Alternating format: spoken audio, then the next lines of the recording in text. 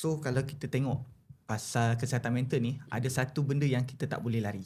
Okay. Satu elemen yang kita tak boleh lari lah dalam masyarakat kat Malaysia ni. Bila kita sebut je kesihatan mental, tadi pasal gila lah kan, term gila yang dipakai tu.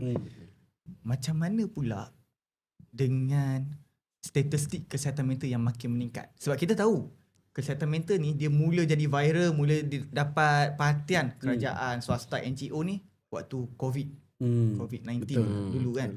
2020 orang dah start hilang kerja, 2021 depression dah naik. Kita nampak peningkatan naik. So statistik ni orang kata fakta yang kita tak boleh nak ubah, tak boleh nak kita main-main. So kalau Dr. Luqman tengok balik pada statistik dunia ataupun Malaysia sendiri pun yang semakin meningkat ni, kita dah tolong bagi spread awareness. Kita dah dapatkan kesedaran, kita tolong berikan kesedaran. Tapi apa pandangan Dr. Luqman dengan statistik ni? Saya baru nampak yang baru punya 2023 hari tu actually makin tinggi juga kan? 1 juta rakyat Malaysia 1 juta kan tu. depression. Jadi mungkin spread awareness is phase awal, fasa awal.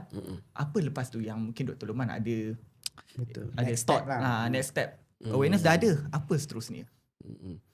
Tapi dia macam double sword juga sebab spread awareness ni adalah satu faktor yang menyebabkan lebih ramai yang dikenal pasti sebagai ada mempunyai mental health disorder.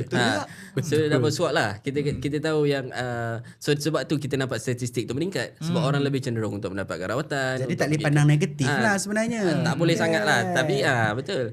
Tapi kemungkinan lah ada faktor-faktor lain juga.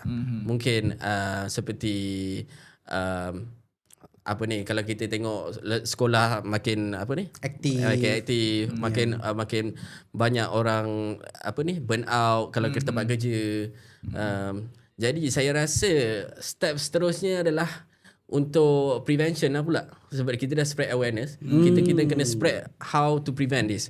So untuk prevent this, of course lah, dia bukannya satu jalan yang mudah. Kita nak spread ni macam untuk masyarakat yang ramai. Jadi kita kena bermula dengan lifestyle lah pada pendapat saya. Sebab lifestyle sangat penting untuk kita punya minda. Jadi mental health ni bukannya setakat kita punya otak saja, tapi seluruh badan kita, seluruh lifestyle kita bergantung kepada lifestyle ni lah. Kalau otak kita ni